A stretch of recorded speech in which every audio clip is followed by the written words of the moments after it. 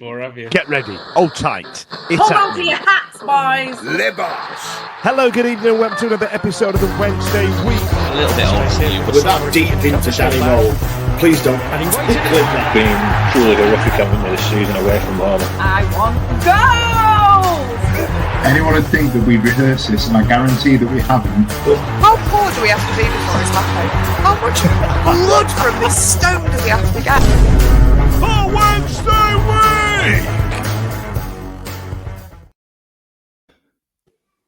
I didn't even play the countdown, did I? It's become one of those nights already. Hello, good evening, and welcome to another episode of the Wednesday week. I'd also like to extend a welcome to the probable number of Sheffield United fans that are probably watching right now, looking for something to clip so they can mug us off on the interwebs. Welcome. I hope you're having a good time. How's it going? Y'all all right? But first, I'm sorry to disappoint you Blades fans out there. We've got two games to talk about, and the first one is going to be Norwich City. So if you want to go and get a cup of tea, pop back in about 20, 25 minutes, and we'll probably be talking about the derby game that night. Joining me tonight, I've got Stevie, Simon, and John. Lots to talk about, lots to get through, so I'll just crack straight on. Now, the first game that we had midweek on the back of our 6-2 drubbing against Watford was a chance to redeem ourselves somewhat at home at Hillsborough to a Norwich team that's been middle of the table and not really pulling up any trees this season. So could have gone one way, could have gone the other, because I think somebody could actually say that same sentence about Sheffield Wednesday this season. John, what were your thoughts going into this game? Did it feel all right? Oh, sorry, John. My apologies. Sorry, just a second. Steve is going to be manning the comments tonight, and I want to hear from you guys out there. Any Blades fans that want to get involved, by all means, wait 20 minutes. Let's talk about Norwich first. John, Can't guarantee I'll put any Blades comments up. John, going into the Norwich game, we needed to make a bit of a statement, didn't we? Yeah, we certainly did. It were horrendous against Watford that second half, and obviously coming up, you need a bounce back game. That game happened to be Norwich at home in midweek, and like you say, Norwich are they're usually a perennial top 6 or at least top 10 team in the Championship. So you're in for a decent test, or you believe you're going to be in for a decent test. They've got some good individual players, one of the top scorers in signs in the ranks there. So although we're at home, it looked on paper to be another stern test, particularly after coming unstuck against Watford. So I think I had us down for a draw. I thought any kind of positive result would have been, what we needed after the Watford game. So if it had been a draw, I think it would have still been a positive in terms of checking that, Watford result out of his hair somewhat. I did feel that Danny would get us up for it, because in the past, but that's kind of how we've been after a bad result. He seems to rally the troops. He seems to get a reaction from them. And that's what we got. We got a really good reaction from them. Yeah, there's been a couple of times it's been noted that once we've had our backside handed to us, that we tend to bounce back, and that one was no different. If Simon, if I go to the lineup, got myself a fancy graphic ready. If I go to the lineup, we've got Beadle, Valerie, Bernard, Iorfa, Max Lowe, Johnson, Charles, Bannon, Ingleson, Windass, and the much maligned nowadays Ike Ugbo. Let's talk about the latter there.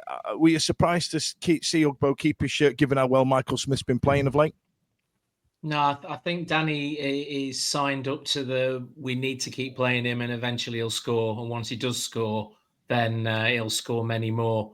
And I think that's why he's playing him. I think honestly, it's why he's playing him. When's he going to get match time other than in the matches? So you've got to keep trying him, keep playing him.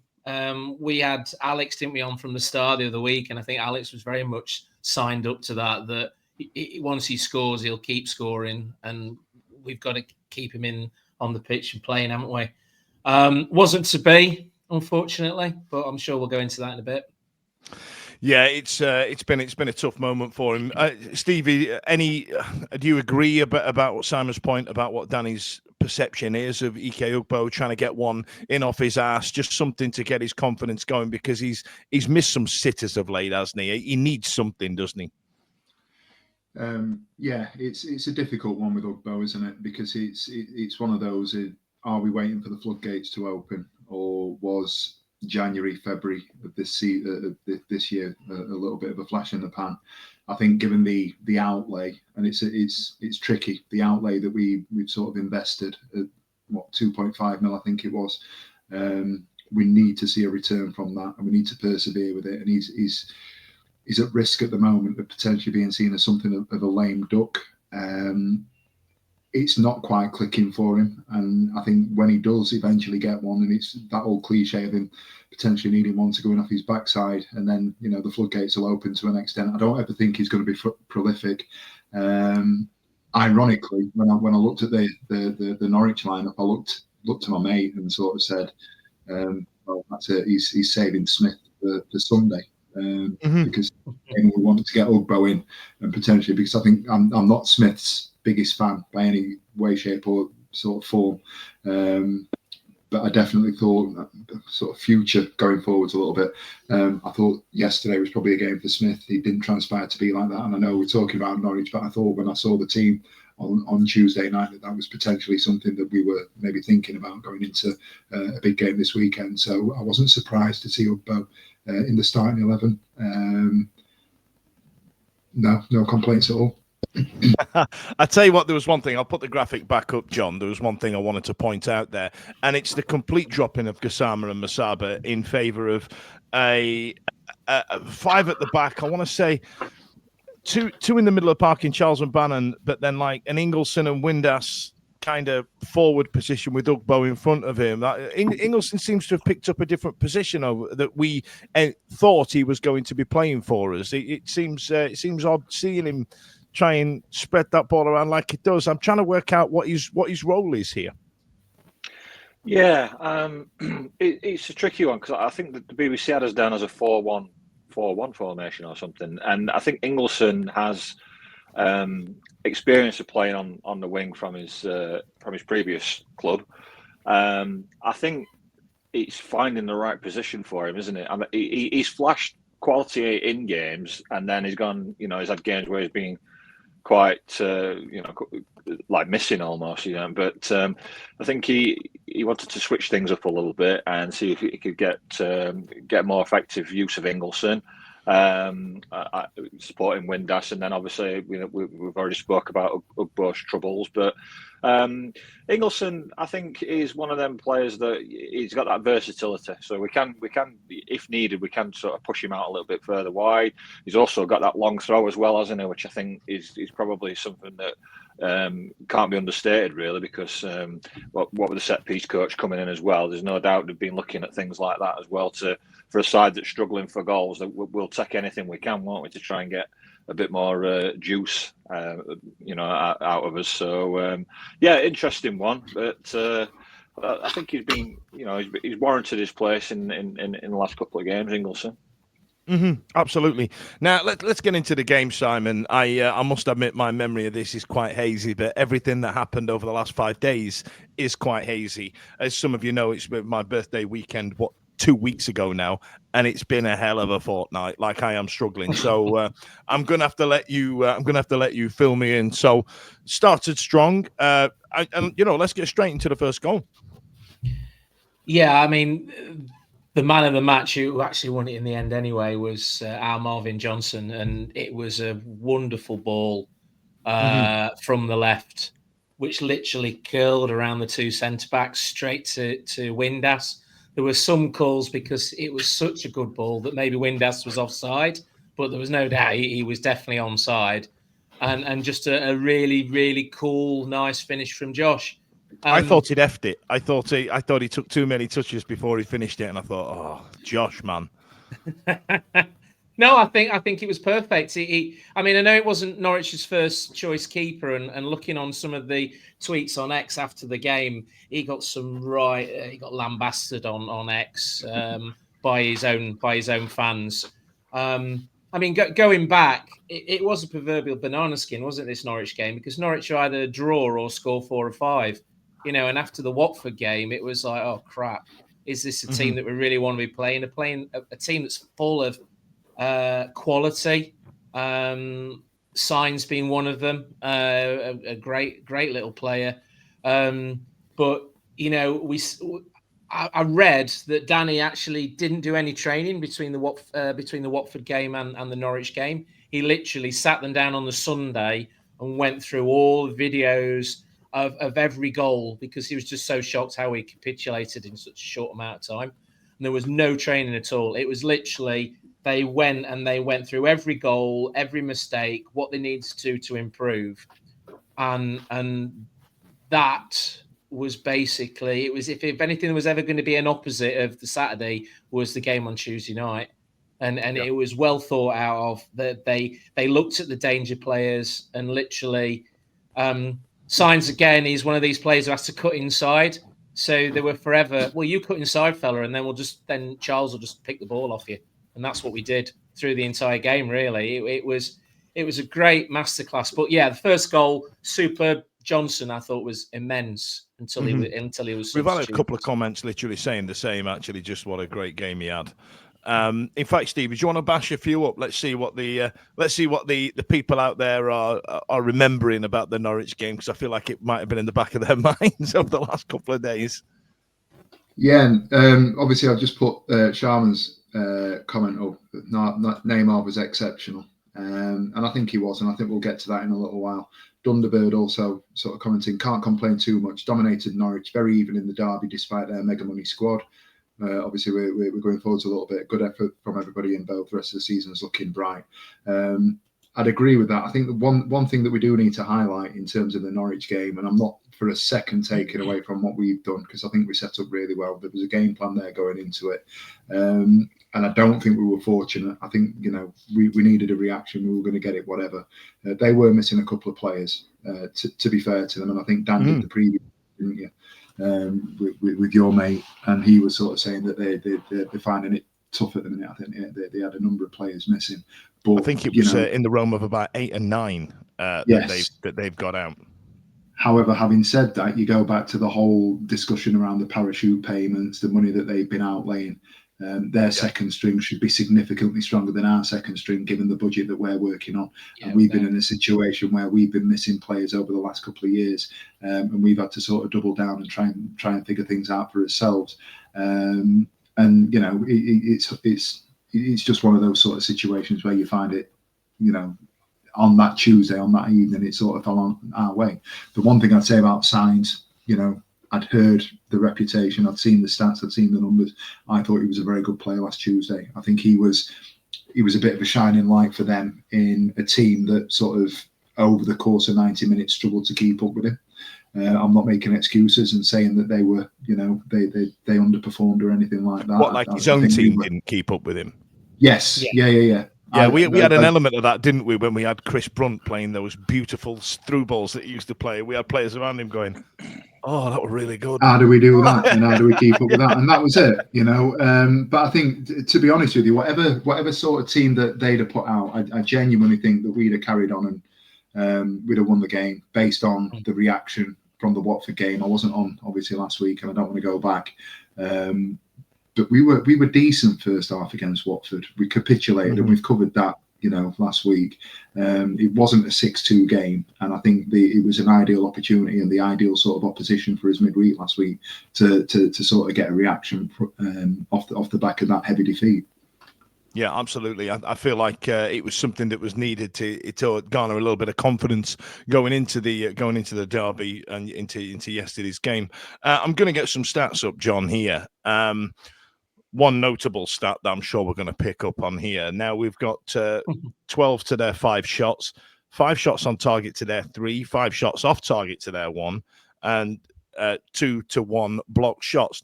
But the interesting one on this there, we've clearly beat them in terms of those measures, in terms of those metrics. But we only had 28.8% of possession. That talk about making the ball do the work, and you know what I mean, and taking your chances. And I assume a lot of that, I'd love to see the first half stats compared to these final stats, because obviously they would be skewed somewhat in terms of possession for the second half, in terms of what Norwich have managed to rack up over 70%. But that's Chisco Muno's possession stats, that, John, isn't it?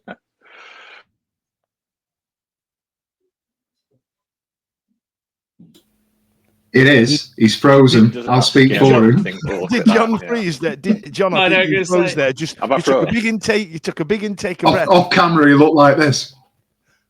Oh, fantastic! That'll get clipped by the new Blades fans watching this evening. That's what's going to happen. Sorry, yes. Start again, John. Let me try again. Yeah, I'd say if you take some of the other stats below the main stat there of the possession, you'd think that's a game that we just got dominated in. Looking at those possession stats, you look at that and think, well, have we won that game? Norwich 70% possession. I think it's just the way we set up that game, wasn't it? We were setting traps. We were hitting on counter attacks. It was just a very well thought out tactical plan by Danny. Worked tremendously well. And I think it's not the first time and won't be the last time we'll play like that against teams that we know that like to have a lot of the ball, like to have a lot of possession. We've seen it. He's content at times to let the other team have the ball so long as they're not in dangerous positions. They can play it around midfield all they like. And we do have that way of sitting back and then looking for opportunities to get them on the counter attack. And we have got the players to do that. We have, Windass is no slouch, and obviously we've got Gassama and Masaba at any one time or occasionally together. So I think it was just a well thought out plan by Danny. A perfect response to what happened at Watford, and just shows you don't fall in love with possession and old ticky-tacky football and all that, because it doesn't mean out at the end of the day. Yeah, we scored more goals than them. Stopped. I did a prequel show with a Sheffield United fan last week for his show. He's an American fella, and we got right into it, talking about the way that you've got your Miami Dolphins jersey on because they're playing this evening, and we were talking about the way the Americans are absolutely obsessed with metrics and with stats. So, for example, they've got there's two Tagovailoa, and there he is with 300 passing yards and 600 rushing yards, and this geezer's got 4 touchdowns the third Sunday after Pentecost. Honestly, I don't know what it means, any of it. I know what it means, but I don't really care who won. You know what I mean? Yeah. Who won the game? And because we're trying to move into that as a sport, that's why we're getting useless statistics such as XG. You know what I mean? Yeah. Honestly, XG has got to be the biggest stat that is the best reference to the butterfly effect that people talk about. If a butterfly beats its wings in, 1864, Jordan Rhodes might have scored a fourth against Nottingham Forest in that second half. You know what I mean? Like, it's absolutely incredible. Simon, briefly, can you, before we go to the comments to wrap up Norwich, can you tell us about the second half? It wasn't very entertaining, but I want to talk about the more cerebral side of it. I want you to talk about, did you feel like we were going to see it out? Were we under any real particular danger, or did it just feel like playing the averages out for 45 minutes? Well, obviously, we're not mentioned Dom's goal, have we? Dom Iorfa's goal. So Get on it. That is all yours. Okay, he's a centre back who's 6'4", 6'5", who to me doesn't score enough goals. Right. for a big lad and for a quick lad, he doesn't score enough goals. But we got a free kick. I can't remember who floated the ball in. Was it Charles? Charles, I think. Charles, yeah. Yes. And he ghosted him back post, and it's one of those balls at the back post where it's a narrow margin between the keeper and the back post. The keeper didn't make the best of jobs at trying to keep it out, but it's always a difficult one to do. And he goes in there at the back post, gets in front of his man, bang, back of the net, 2-0. And then after that, you could almost see that everybody, including the management, were then thinking about Sunday's game. I think Norwich offered that little, despite what the statistics say in regards to possession. The real statistic, if you're going to follow them, is how many shots on goals, etc. So then you saw some of the changes he started to make were obviously taking players off in mind for the game on Sunday, and that sort of upset our flow a little bit. I think, did we bring Pato on towards the end? I think we brought Pato on, didn't we? Both Patterson and Otabeo turned up, which yes. they both came on. Yeah, because Dom got a facial injury, so he came off and Otabeo came on. And you know what? I thought it was absolutely immense. We sit up in the gods in the grandstand, and you could hear him shouting and commanding the defence. It was absolutely superb for a young lad. I thought he was really, really good, and he's really one for the future. And then Pato came on, and he became that sort of comedy villain that he is. And I absolutely love Pato. He shook them up a bit up front, and we started to look a little bit, he'll get in, won't he? I know Steve doesn't particularly like him, and I know Steve, but I really did enjoy Pato coming on, and he's that shithouse, isn't he? And we all love a shithouse in our team, and we had it with Wallace, didn't we? But Wallace obviously he was a decent footballer as well. Pato is one of these, just love to hate him, probably like Steve does me. I just love him, and he just seems to create a swell of moving forward and gets the crowd going, which is always great, because I think Danny afterwards complained about the atmosphere at Hillsborough, but obviously a cold Tuesday night in Norwich aren't exactly the biggest draws. They brought a bus load. I know what you mean, but I feel that there's a societal issue here more than actually, one, if the football's shit and we're trying to play out already being 2-0 up in the first half, we're not going to get screaming and shouting. But do people chant anymore? It's been a dying art the last 25 years. I remember back in the day when we first brought that song out, and they gave out lyric cards. There was lyrics to the to the song, wasn't there? I can't remember the tune now, but the one that Derby County stole. And I feel like it's just a dying art now. I just feel like people don't do it much. We did go through it a few years ago, didn't we? I mean, Gaz Robinson was one, wasn't it, with Tyrone Backinson's song. But we were playing in small stadiums where you could make a lot of noise, when we were in League One, and there did seem to be a resurgence of songs for all the players. But gone are the days. I remember standing on the Kop when a player would come out or go off, and you'd go through a repertoire of the song for every player. I don't know whether that still happens, because we get there that late now. But normally, Simple Minds have started playing when we get. You're still eating your prawn sandwiches or something, can't you? Like your cucumber sandwiches. I'll tell you what then, Stevie. So we ended up going 2-0 winners against Norwich. There's been a few comments up there, Stevie. If you want to bash through them for me, please tell me what they're saying. Slappy Gilmore has been on. I'm sick of hearing their fans saying Wendy's parked the bus and frustrated us. No, we didn't park the bus. We were organised and played some decent footy at times. I'd agree with that. Excuse me.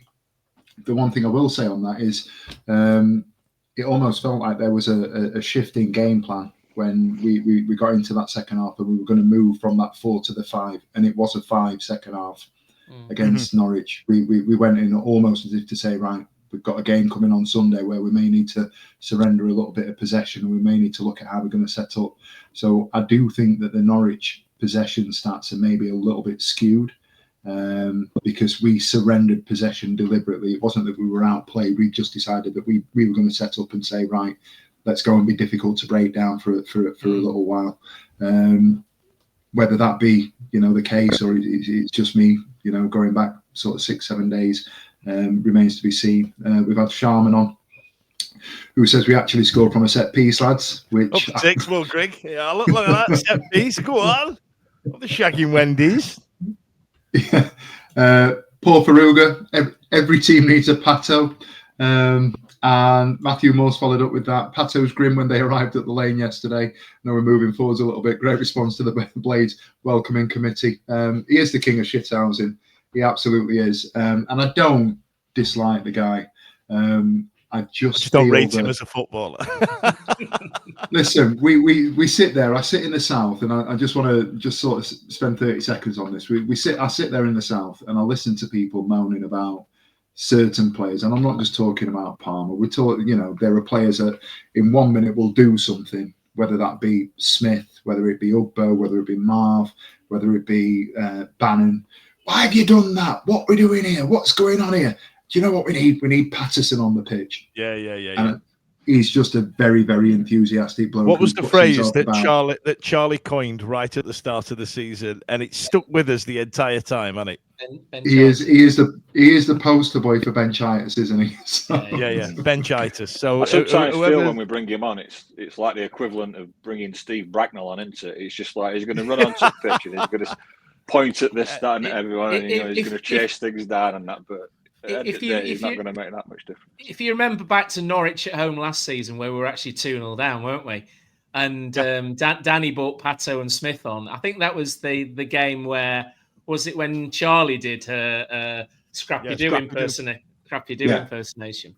And they changed the game. They absolutely changed the game. And it was, they were in their faces. Pato was in their faces. And I think games like that, and he did very much the same, didn't he, on Tuesday night? It was very much in their faces and just sort of, like Steve said, we sort of did sit back and invited them onto us where they didn't create a lot. And it just gave us a little bit of the back 4-5, a little bit of respite by chucking him up there. So, and Smith as well. So, we could start lumping it up and they'd held it up there. But he's a player. I agree. He's a player you need in your side. I love him to bits. He's brilliant. He's got something to offer, but I wouldn't go as far as calling him a gifted footballer. But we had a comment there saying, we should have had him on at half time because it's the type of game that Patterson would thrive on. And I kind of agree, but I'm going to get into it later on, but I feel like we're gaslighting ourselves as football fans. But I will talk about that after this next game that we're going to talk about. But in the interim, some people are going to try and sell you some things. Bear with us. And I learned how to count to 3 on my fingers there, so that's good, isn't it? I'm going to make a note of that. 26 minutes. Let's get on it. Right then, here we go. So. Welcome back to the Sheffield United fans. This is the bit that you tuned in to watch. Don't forget, get your screen record bit going. Now, I'm not very good at subscribing to this entire intercity rival nonsense because I feel like let's try and, for the first couple of minutes, let's try and talk about the team we're up against and where we are in the league and where they are in the league. You know what I mean? So for example, John, right, what we've got here, we've got a team that have done very well. You know what I mean? They've got a well-assembled squad. There is a definite gulf in quality in terms of the players that they've got. I could go into parachute payments and talk about it doesn't just fund new players, it funds infrastructure, it funds a desire for the better players to come to the club and things like that. Because if we look at our club, we've not produced any decent players in a number of years. You know what I mean? It's definitely something that we need to look at, but it's definitely something that will help when you've got the financial gains that come with playing Premier League football. So if I talk to you about that, John, the kind of sterile version of how we were going to play from a football perspective. Not really a question in there, is there? How did you feel about it? Is I guess what I was saying. Obviously, there's some nerves to it because of the local derby. Yeah. But let's try and put a football spin on it, shall we? Yeah, I understand the metrics there. Obviously, they've comfortably come down out of the Premier League as being one of the worst sides ever to play in it. Let's make no bones about it. They were 101 goals conceded, record breakers. Yeah, absolutely. Clip that. Embarrassing in Premier League, weren't they? But they've come down with a suitcase full of money, haven't they? And one thing it enables them to do is to either hold on to some of the players that they wouldn't normally be too good for this level, or if they sell them and they can replace them and take the pick of the Championship players or Premier League players on loan. So we know there's a gulf there in terms of finances, the kind of players they can attract, just the kind of players that we can attract. But the one thing that you hang your hat on is that it's a derby, and when derby day comes round, that it can be a bit of a leveler because of the old adage of form goes out the window and all that kind of jazz. So I'm just thinking that one-off game, not got a great record there, but I still had some positivity about because of Danny Rule and how he talked about the game and how his focus was on the game and how he might set us up. So I was still. I'll be honest. I didn't think we could win the game, but I thought we might be able to get maybe a draw. So I was semi-confident leading to it. That was very measured, John. Thank you very much. I enjoyed that. By the way, Stevie, congratulations on the Hello from the Other Side show that you did, the prequel for it. I thought yourself and Nick spoke really well. And I've said before that my brother is my biggest critic, right? He'll ring me up and go, "Damn, that was shit. Damn, that was all right. Damn, that was shit." And my brother rang me up today to tell me how good it was, the prequel show. So, high praise indeed, Stevie, to be fair, because he's not back at coming forward, is our kid. So go on then, Simon. I'll let you talk about the unquantifiable, shall we say? I mean, you referenced just off air earlier on about the Blades fans and the Sheffield Wednesday fans dynamic in your office and things like that. So in terms of John spoke really well there about the actual footballing side of it. What about the bullshit that comes with it?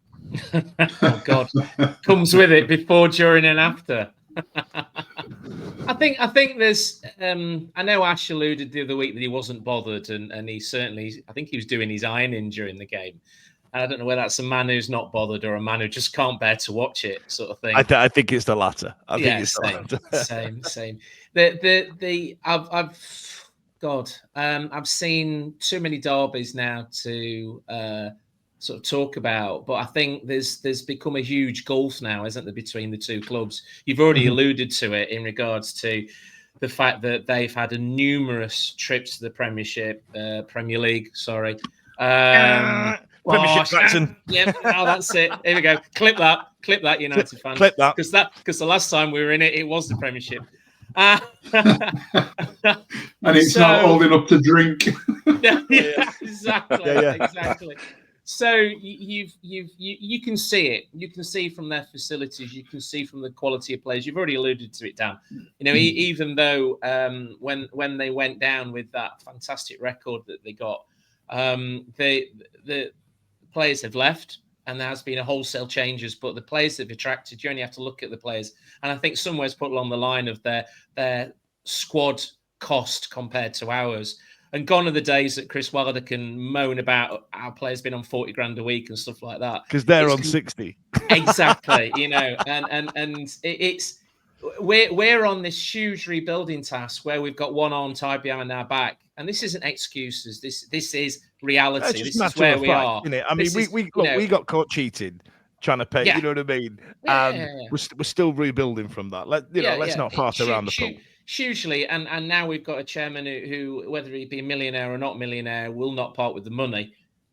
So we are stuck between a rock and a hard place. Putting it aside, what the team we played on Sunday was the equivalent to Leeds, was the equivalent to Burnley, in a way the equivalent to Luton, in a way almost equivalent to Norwich in regards to the time spent and the investment in the squad and facilities. So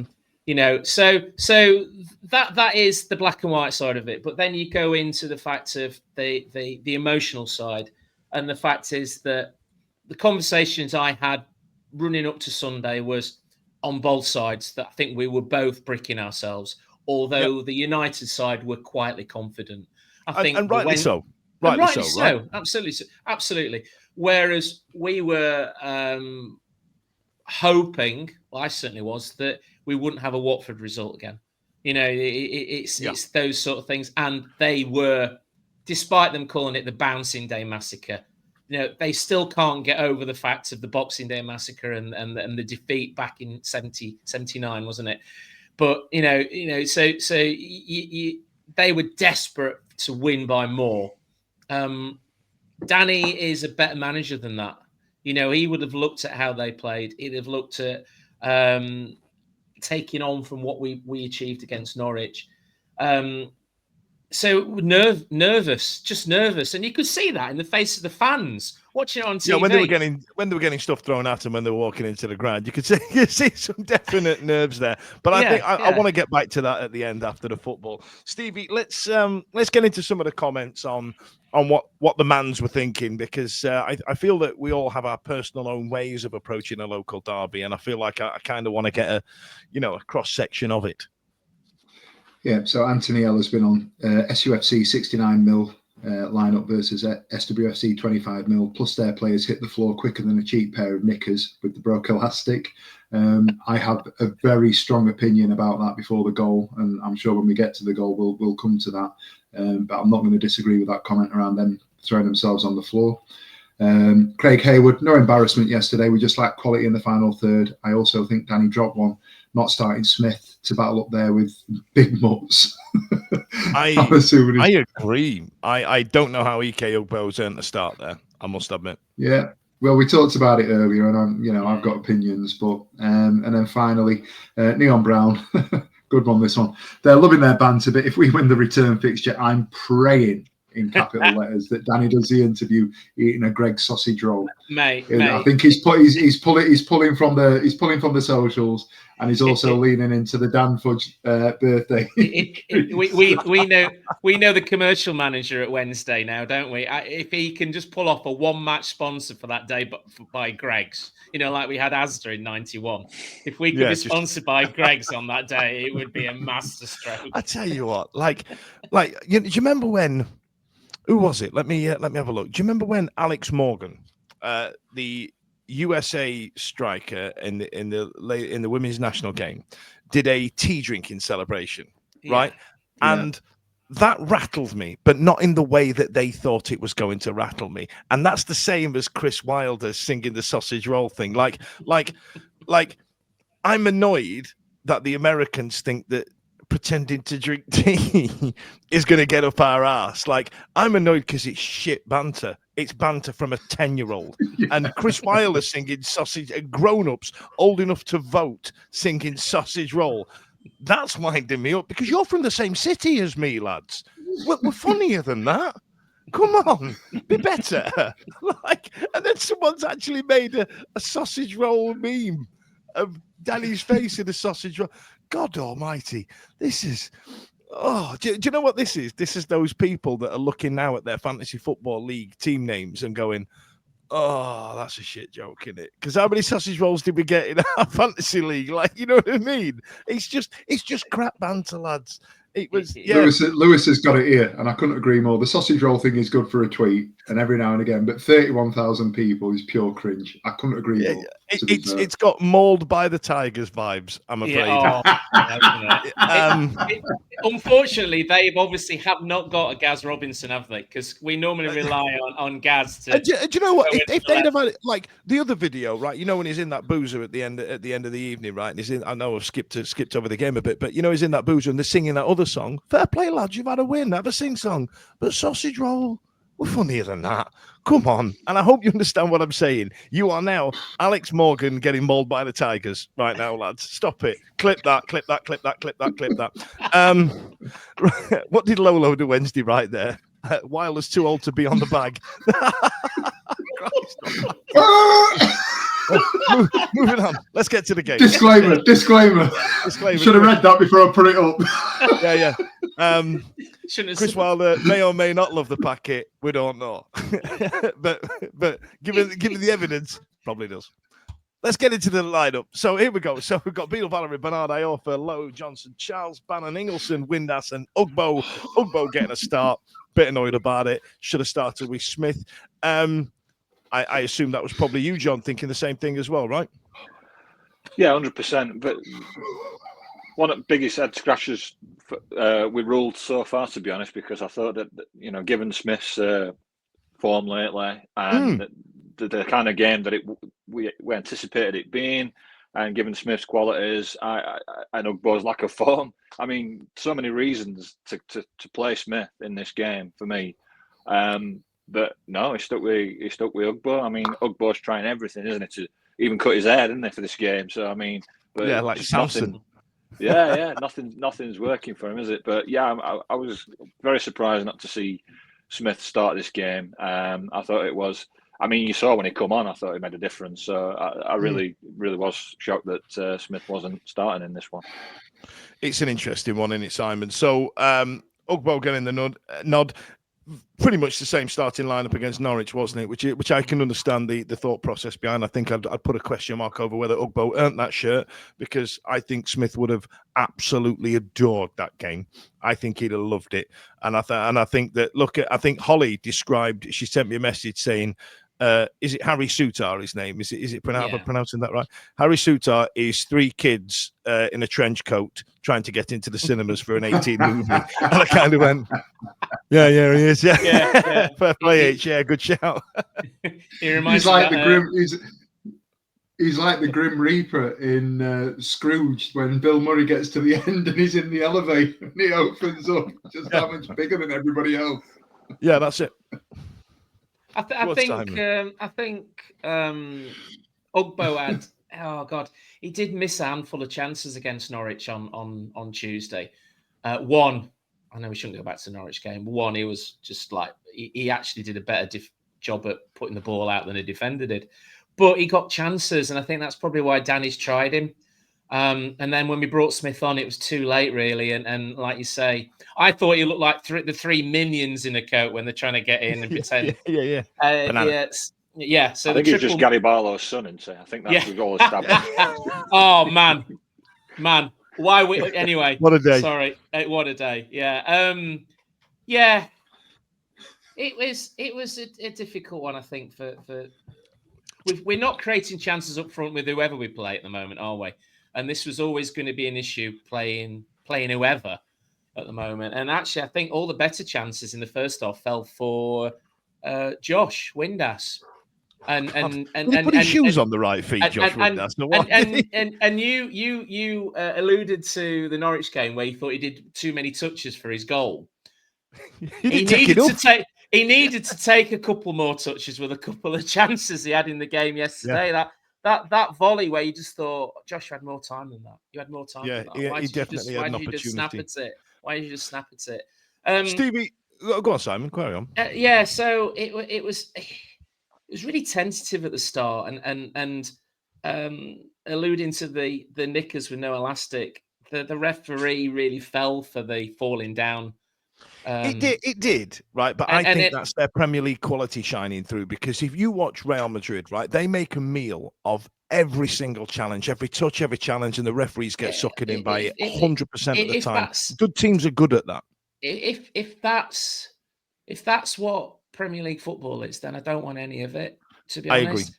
That's why I can't watch Real Madrid. I can't watch them. And also, just going back again to the Norwich game, sorry. The referee, I thought, in the Norwich game was superb, and Norwich were the same. They fell over a lot, and he just let play carry on. And I agree with you on that one, Simon. I didn't think the referee let the game flow. I thought it was stop, start. It was like watching a game of NFL. And maybe that did us a favour as well, in a way, because it meant that neither team could get into their stride. So United couldn't get in their stride either. So maybe it did us in the long run, thinking it outside the box. Maybe it did us a favour, but it was a shit watch. So, it really was. It really was. There was a lot of positives to take from the first half, and I tell you what, Stevie, you tell us about the first half and tell us what the mans are saying. Clip that. Couple of comments. We've got Scotch24. What Rule said in the interview was spot on. One team came to play football, and it wasn't that lot.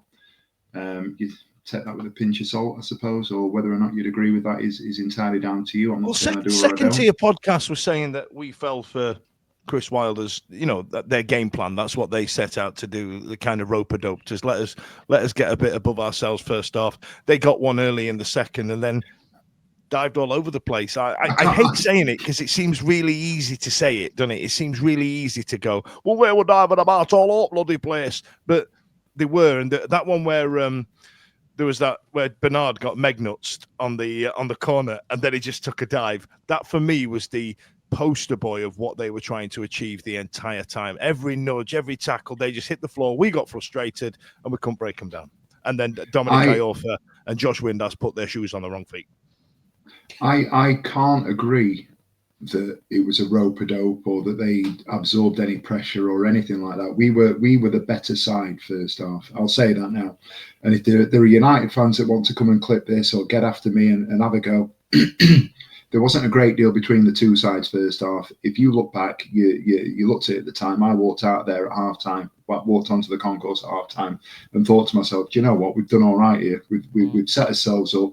We've acquitted ourselves well. It's been a game where there hasn't been many chances. And I'd say over 90 minutes, you can't say that they've suckered us into or lulled us into a false sense of security. I've got a useful infographic here for you, Stevie, so I do have the stats ready. Now, get it up. We had apparently 8 shots to their 10. We had we had 10 shots to their 8.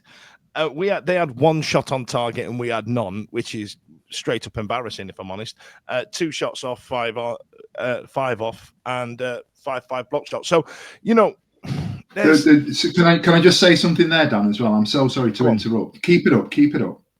put the graphic back up. So you've got all of those metrics that are negligible, and then you've got the Wednesday 41% versus United 58.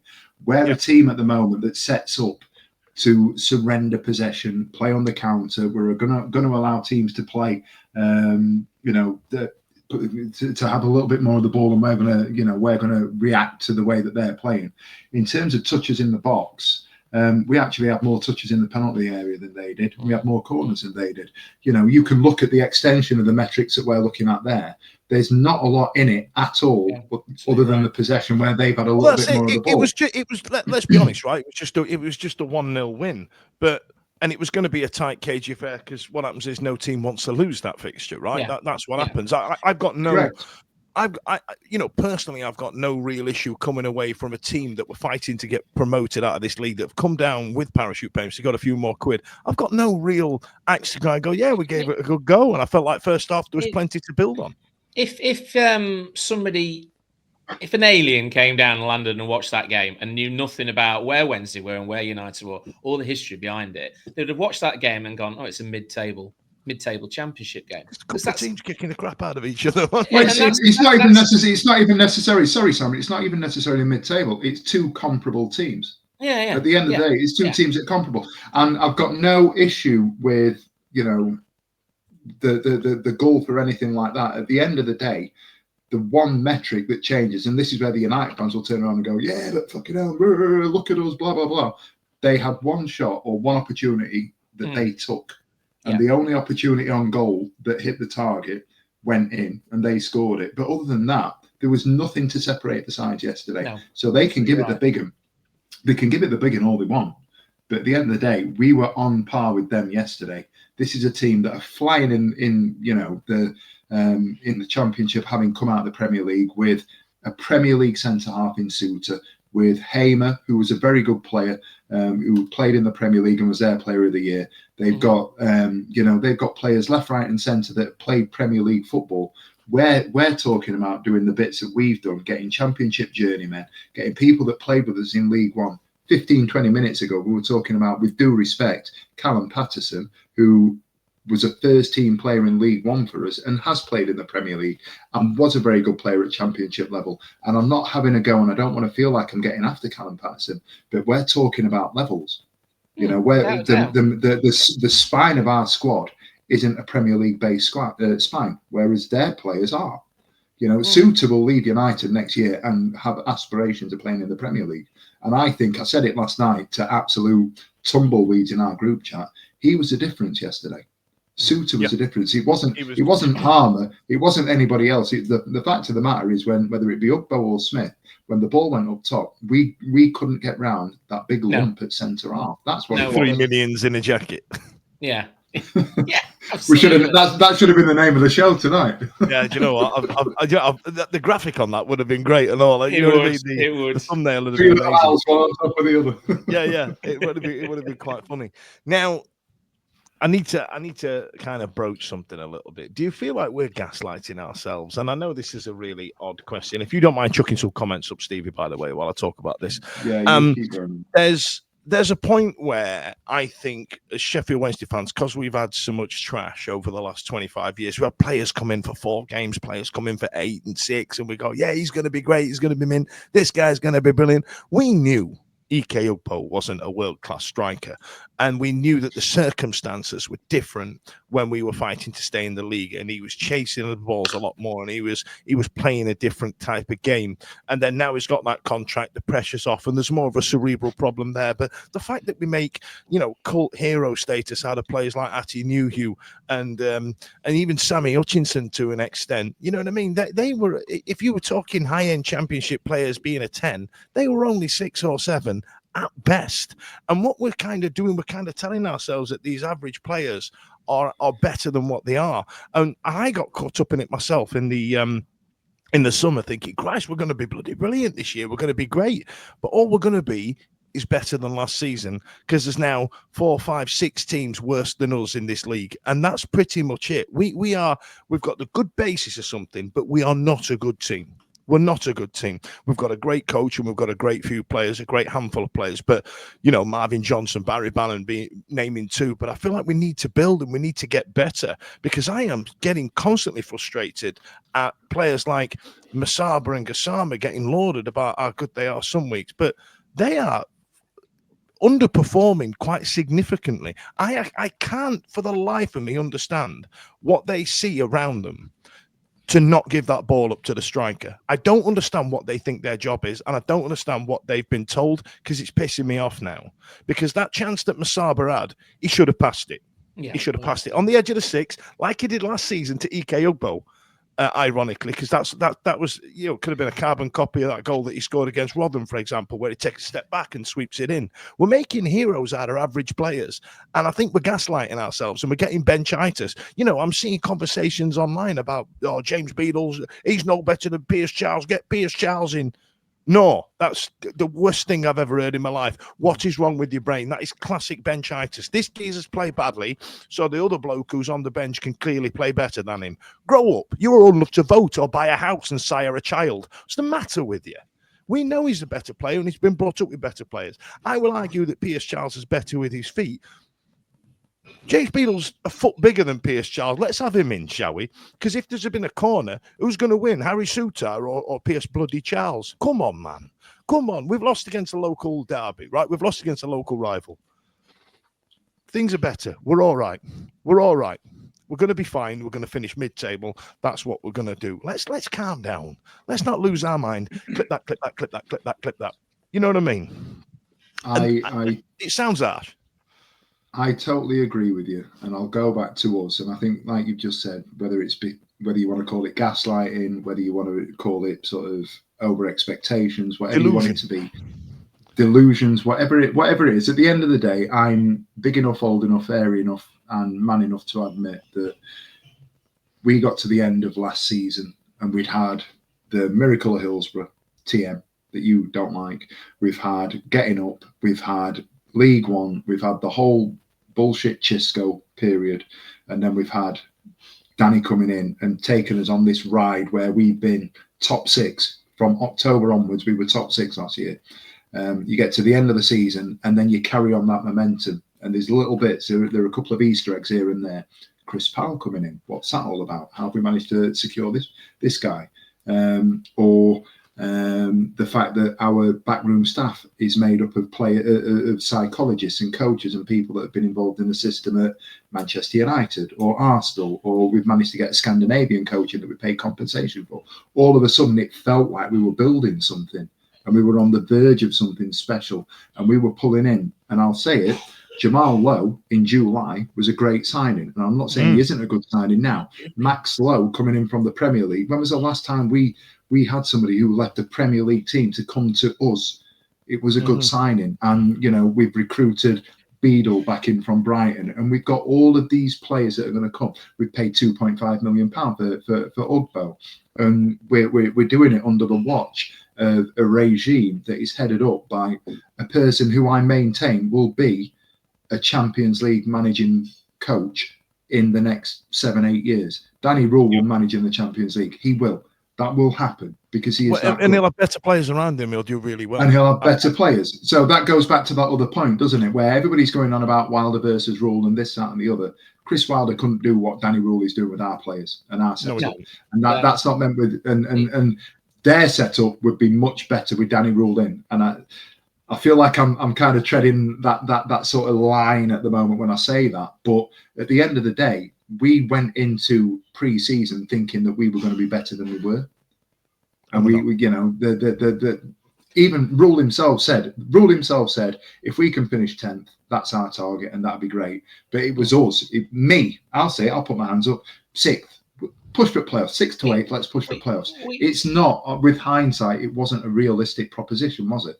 We got carried away with the build-up, didn't we? The fact that we had a pre-season of which none of us have ever known, and you know, we got just carried away with that. I think back to how we're playing, and I think we are a little better than the 6 below us. I do think I'd still think that Danny is tinkering. He seems to tinker every game, and I still don't think after all this time he hasn't found his start. He hasn't bound his starting 11. And in regards to the Gassama and Masaba, there's got to be some sort of key to unlock those two, because they were, well, Masaba particularly was one of the best players last season. So what's happened? What's created this? Is it because we've got Josh now, whereas Josh was injured for a lot of the time, so Masaba had to step up? Is it the fact that you've got Josh Windass vying for a similar sort of position on the pitch? Bannon, for me, Bannon's having one of the best seasons he's had in a long, long time. Yes, because he puts the players around him, and he lets him play his game. Absolutely. I feel he was one of the better players on the pitch on Sunday as well. I thought it was, and you mentioned. I do think taking on board all the. Go on, John. Carry on, son. He stopped talking. He's not even frozen. I will say off the back of the comments that you've. Off the back of the comments, I got a bit of freezing on my end there, but yeah, just on the back of the comments that you were saying there, I do think there's an element at the moment that the coaching is kind of propping the side up a little bit. Yeah, and I think that's where we'll see, like with the games that we're the games where we're getting beat quite heavily, the games when we don't get a shot on target. There's been multiple occasions in this season where we've not even had a shot on target in games. And I think, there's obviously the miracles of what Danny performed last season. And to ask him to do it again, he needs the players to step up a little bit more. As much as they're propping the side up, the players have got to stand up and they've got to progress. And you example Masaba and Gassaba there. They're a prime example. We thought under Danny Rule full season, okay, we're not even halfway in yet as such, but we expected more from them, and we're not quite seeing it yet. So maybe this international break is another opportunity to really get into them again and try and, hammer home some more methods and stuff. But show them how to get one in the mixing bowl. Would be bloody nice, up, John, to be fair. So, listen, I don't really have much to add about the Sheffield United game, apart from the fact that it was Sheffield United. We lost to a better team. It's as simple as that. It was a tight affair, and they had a big 8-dimple Lego block playing at the back. Did anyone think that when the Princess Bride pulled down Michael Smith that it was a penalty? No, I didn't. I that one there, in terms of that Michael Smith penalty attack, Smith started it, and then as he got pushed back, he went down like a ragdoll to try and blag a penalty. We know what he was doing. Come on, man. I could watch that all day. He's tried to give him a bit of needle. He's had it back and he's gone, oh, bloody hell, ref, look at this. We all know that's what's happened. Come on now. But listen, we did. We lost 1-0 to a local rival. Frustrating, don't get me wrong. And the fact that the way that Chris Wilder carried himself at the end of the game like he'd won the Champions League. You beat a mid-table team with parachute payments, bro. Pick a day and have it off. But I've got nothing more to add to that actual football game, apart from the nonsense that's taken place during this game. And it's been bugging me as time's gone on about how to word this over the last day. And I really want to talk about it. And I'm not specifically talking about either set of fans. I'm talking about both sets of fans. What we have is two teams in the same city, and there is an element of it's going to be a rivalry. Now, what we tend to forget, for some reason, when this game comes around, we tend to forget that that's our brothers, cousins, uncles, mates at school, workmates, people like that. These are people we know. But for some reason, when this fixture comes about, we go, oh, well, there's got to be a right load of trouble. There has to be. I hate them. You know what I mean? And you think, oh, grow up. You're old enough to vote, for God's sake. You know what I mean? You're old enough to drink. Act like it. And I feel like when you see these messages written on mobile phones and you see the spitting and then the alleged liquids coming over from the top stand and stuff like that, in my head, I believe that what that is two groups of people trying to think this is how I should react because of this rivalry. I don't think that, they want to do it. I think they go, oh, yeah, we hate these, don't we? Yeah, I'm going to spit on them. Yeah, spit on them. That's what we're going to bloody do. And that's what it is. And then, I popped a tweet out yesterday saying, I'll see you tomorrow at work, John. Yeah, all right, John. Smash, smash, crash, bang, wallop. And you can see that's what it is. It's just pure stupidity of people trying to live up to an expectation. Does anybody disagree with that, or do you genuinely feel like there's a hatred there between the two sets of clubs? I get you get fucking idiots, don't get me wrong, but I'm trying to speak about it on the whole. I grew up literally. Me and my sister grew up in Sharrow. We've got season tickets. It's well documented. I grew up less than 400 metres away from the Sheffield United ground. My first exposure to live football was going along with my mates and having a look at what Bramall Lane was all about. You know, some of my best friends in, you know, those pivotal and key moments in my life are Unitedites, and I bear them no ill will. And I was really heartened. There was a tweet that somebody, or a picture that somebody shared on social media of a couple. I think she was the Wednesdayite and he was the Unitedite, and they've been together for 69 years. And he was 84, and do you know what I mean? And that's what it was all about. And for me personally, there's no reason for this rivalry. There's no history. There's no segregation in Sheffield. There's no divide. And then all that performative shit of holding the Wednesday fans back to march them in and all. What the fuck? What are we doing? You know, you look at the Liverpool derby. They sit next to each other. Manchester the thing is, I get shit about City in 20 years, and then all of a sudden now they've got an issue with it, and it's not like our one. It's ridiculous, right?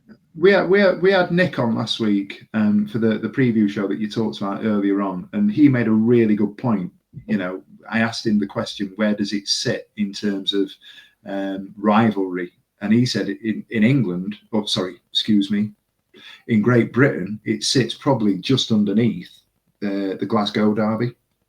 You know, Rangers Celtic. He says Rangers Celtic is absolutely mental, and the reason behind that is because you've got the religious connotations, you've got all of that stuff that goes on there. We don't have any of that. But what we do have is a rivalry that is visited every so often. It's not cliche. It's not branded. It's not marketed. What we have and what sets us apart is that we are in a city as big as we are, and we've spent so much time apart from each other that it makes it a destination football game. And yesterday, for all it was, I went and I was shitting it. I was absolutely scared to death because I genuinely, in the cold light of day, I can say this now after putting out ridiculous score predictions and everything else, I was absolutely shitting myself thinking, I'm going to go to Bramall Lane tomorrow.